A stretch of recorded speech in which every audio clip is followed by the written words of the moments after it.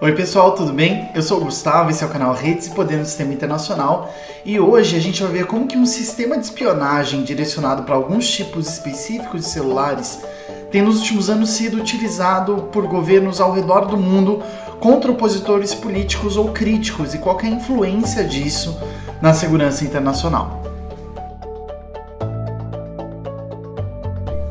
Bom pessoal, como vocês podem observar, eu estou num cenário um pouquinho diferente hoje, né? Não estou naquele cenário tradicional, isso porque eu estou de mudança. Então provavelmente nas próximas semanas, até que tudo se ajuste, tudo se ajeite, eu tenha um novo cenário normal, assim, né? Que corresponda às intenções do canal.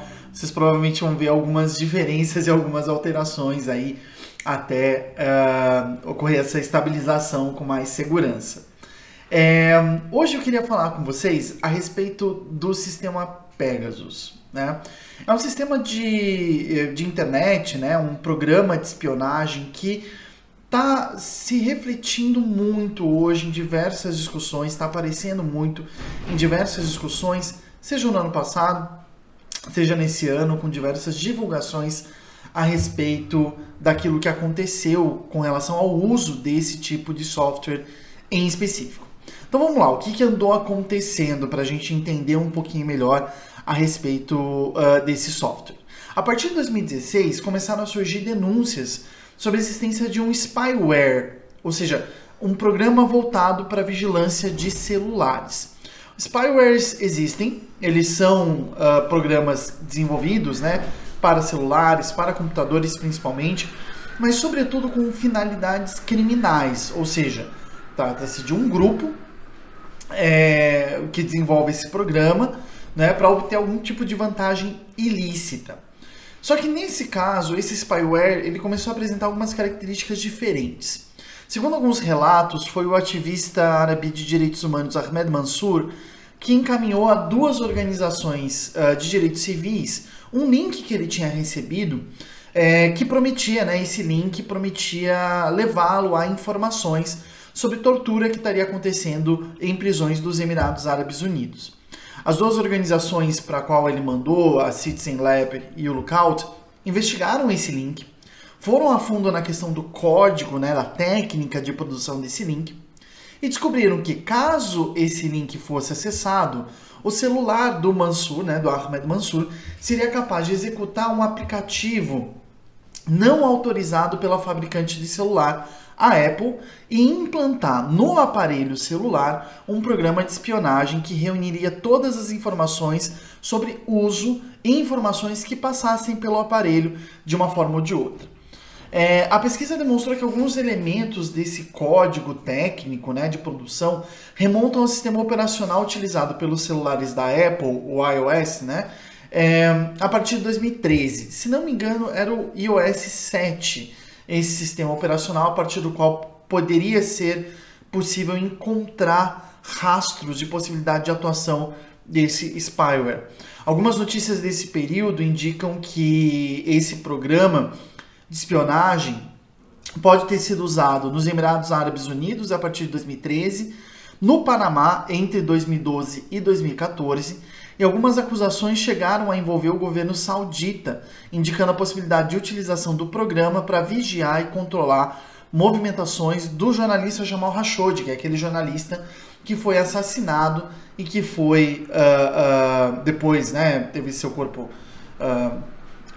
enfim, né, recortado, tentativa de eliminação química, e que, né, toda essa atitude brutal foi realizada pelo esquadrão de elite ligado à segurança do príncipe herdeiro da Arábia Saudita, Mohammed bin Salman. Em março de 2021, nesse ano, o Ministério da Justiça e Segurança Pública aqui do Brasil chegou a lançar uma licitação para a obtenção de programas que realizem essas atividades, com a seguinte descrição. Aqui eu tirei ipsis literis do processo de licitação. Ele diz o seguinte: objeto, : registro de preço para aquisição de solução de inteligência em fontes abertas, mídias sociais, Deep e Dark Web, compreendendo fortalecimento, instalação e configuração, bem como o suporte técnico, em atendimento às necessidades operacionais da Diretoria de Inteligência da Secretaria de Operações Integradas, lá do Ministério da Justiça e da Segurança Pública brasileira.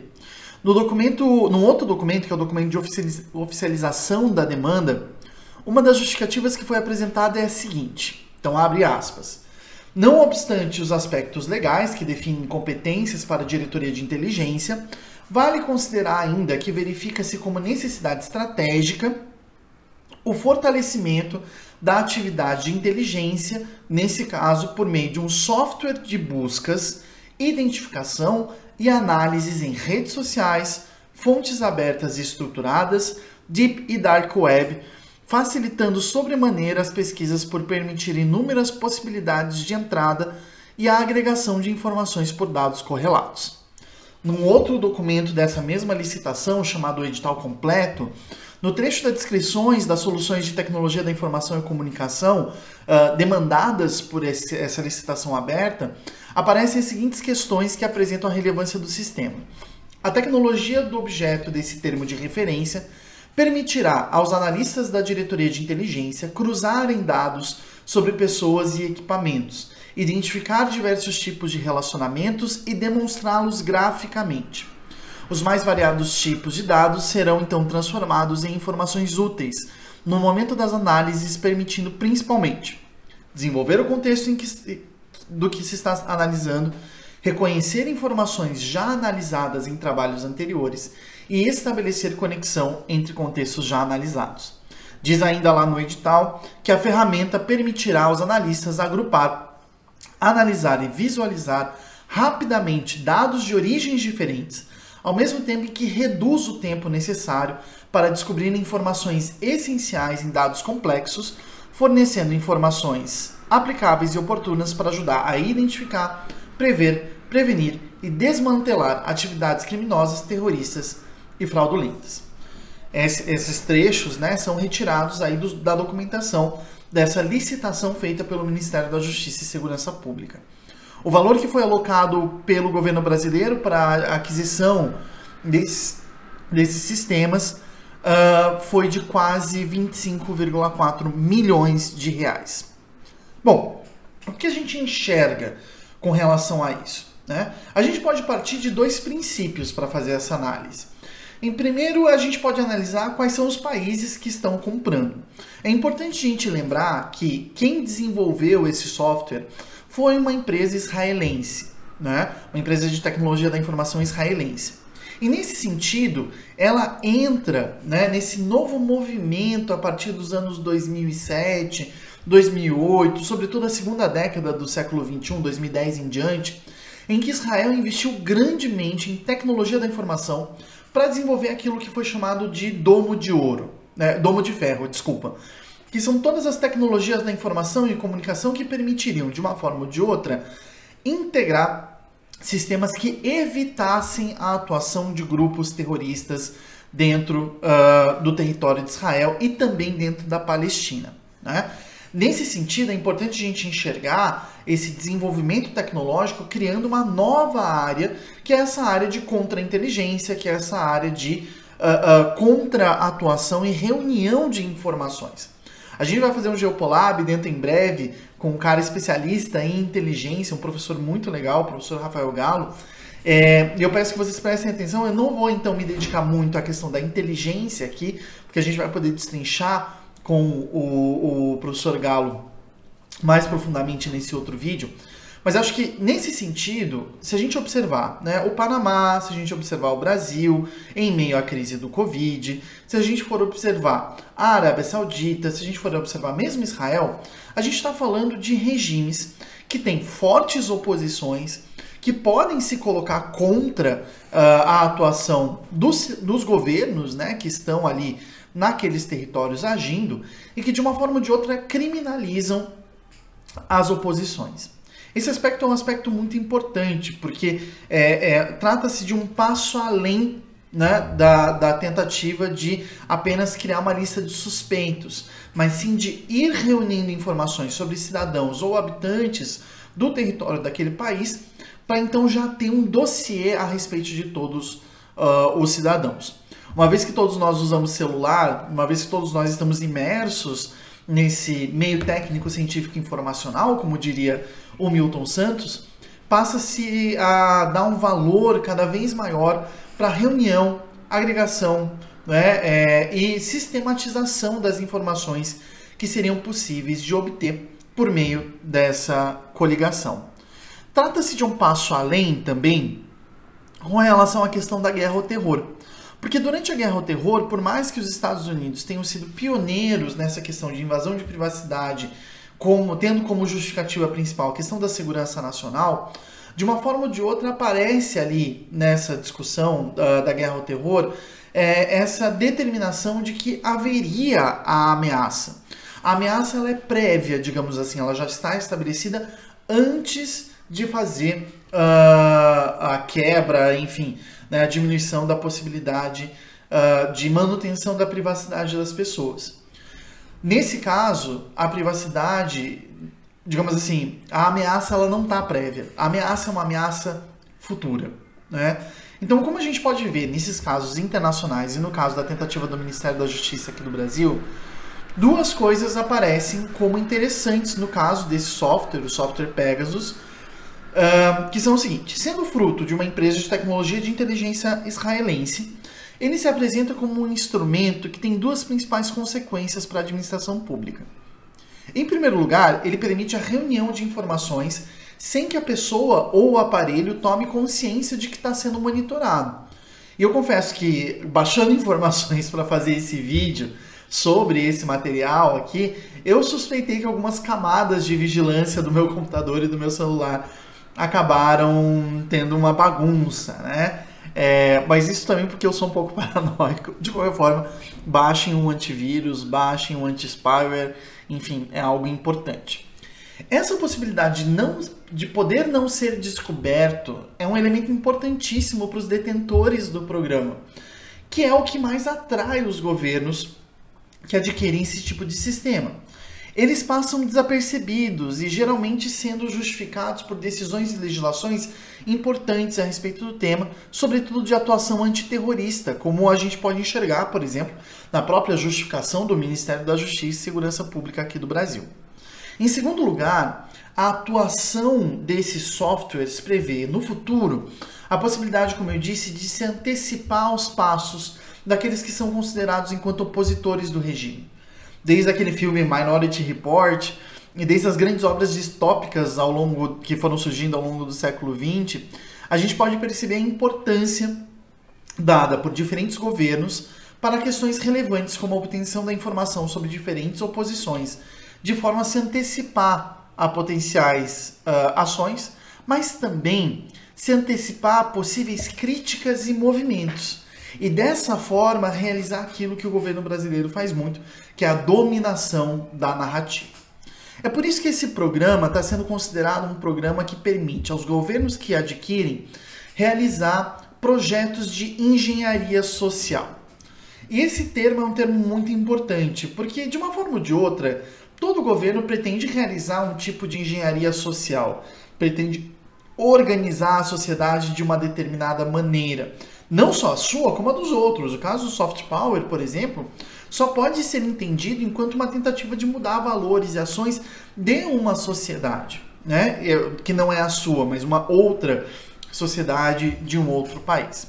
Se a gente for procurar, por exemplo, na Wikipédia as definições sobre engenharia social, a gente vai ter algumas informações interessantes sobre esse conceito, que é onde talvez pareça estar mais agregado esse sistema Pegasus do que apenas questões de tecnologia, ou de celular, ou de computador, né?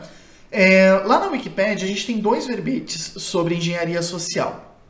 Um deles que fala em termos de segurança da informação e o outro que fala em termos de política, né? Aquele que diz sobre esse verbete em termos de segurança da informação diz o seguinte: a engenharia social, no contexto da segurança da informação, refere-se à manipulação psicológica de pessoas para a execução de ações ou divulgação de informações confidenciais. Esse é um termo que descreve um tipo psicotécnico de intrusão que depende fortemente da interação humana e envolve enganar outras pessoas para quebrar procedimentos de segurança. Um ataque clássico na engenharia social é quando uma pessoa se passa por um alto nível profissional dentro das organizações e diz que o mesmo possui problemas urgentes de acesso ao sistema, conseguindo assim acesso a locais restritos, né? Nesse sentido, a gente consegue perceber que, de uma forma ou de outra, se a gente for pegar a partir da lógica da segurança da informação, essa engenharia social, ela pretende utilizar desses meios técnicos, dessas redes técnicas de comunicação, de armazenamento de dados, para obter tipos de acesso que não seriam possíveis. E nesse sentido, o sistema Pegasus faz justamente isso. Ele tenta quebrar a confidencialidade. E o próprio termo que é utilizado em inglês para a forma como esse programa funciona é jailbreak. Eu fui pesquisar o que é esse tal de jailbreak e eu vi que em inglês esse termo, quando relacionado a questões de celular, ele se relaciona a formas específicas de atuação em sistemas como o sistema da Apple, como o iOS. Por quê? Porque nesse sistema, a gente sabe, né, a Apple, diferentemente, por exemplo, do Android, a Apple ela tem um sistema muito fechado em si, né, participando apenas a empresa ali. E a lógica de funcionamento do sistema do iPhone, por exemplo, é muito difícil de ocorrer algum tipo de intrusão, a não ser que o usuário permita. Então o Pegasus ele tem essa intenção de justamente fazer com que o usuário não saiba que esteja permitindo esse acesso, né, e permitir a instalação desse sistema de vigilância, controle, reunião e sistematização de informações. Agora, se a gente for abrir o verbete de engenharia social em termos políticos, lá na Wikipédia o que aparece para a gente é o seguinte: engenharia social é o conceito de ciência política que se refere a iniciativas que visam influenciar atitudes e comportamento social em larga escala, tanto por parte de governos, mídia, academia ou grupos privados. Na área política, o equivalente à engenharia social é engenharia política, ou seja, criar formas de governo que tenham um tipo de comportamento cada vez mais perceptível, cada vez mais ordenado, cada vez menos caótico, digamos assim, né? Continua lá a definição. Virtualmente todas as governanças e todas as leis têm efeito modificador no comportamento humano e, portanto, podem ser consideradas como formas de engenharia social. A engenharia social também pode ser entendida filosoficamente como um fenômeno determinístico, onde as intenções e os objetivos dos arquitetos da nova construção social são realizados. Os engenheiros sociais usam um método científico para analisar e compreender os sistemas sociais, a fim de projetar os métodos apropriados para alcançar os resultados desejados nos seres humanos. Nesse sentido, parece ser importante entender também por que esses governos observam as suas sociedades como sociedades maleáveis, como sociedades que de uma forma ou de outra respondem a causa e efeito. E esse aspecto é um aspecto muito importante para a gente entender, né? Porque, claro, se esse procedimento não acontece, se trata de uma sociedade complexa, uma sociedade com baixa taxa de acesso a celulares, por exemplo, ou se mesmo com acesso a celulares há todo um caminho, né, por fora da rede de telecomunicações, enfim, por qual se formam valores, comportamentos sociais, esse sistema talvez não chame tanta atenção ou não seja, de uma forma ou de outra, tão interessante, né? Trata-se aqui de tentar perceber e enxergar a forma como os governos enxergam a própria sociedade, enxergam a população sobre a qual governam como uma população maleável, controlável e sujeita de uma forma ou de outra a essas tentativas de engenharia social. Ao tentar identificar as potenciais críticas, há sempre essa ideia de tentar sair na frente, de tentar controlar a narrativa, né, desviar a atenção, desviar controle e principalmente desviar potenciais críticas. Esse é um tema ainda muito novo, em que pese a Al Jazeera já tenha feito um documentário bem importante sobre isso. O Jamil Chad, no UOL, fez uma reportagem bem importante a respeito desse tema também. E um consórcio internacional demonstrou que mais de 200 jornalistas e ativistas de direitos humanos ao redor do mundo estão sendo vigiados em razão ou pelo uso desse sistema de inteligência.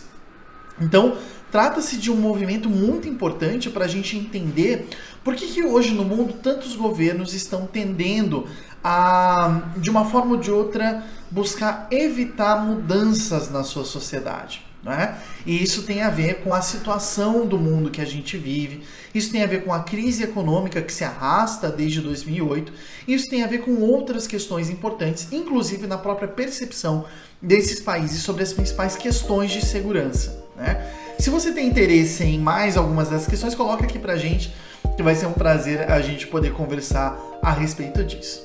Tá bom, gente? Esse vídeo foi um vídeo um pouco mais informativo, nosso vídeo anterior foi um vídeo um pouco mais conceitual e a gente espera ver vocês aí na próxima. Até mais!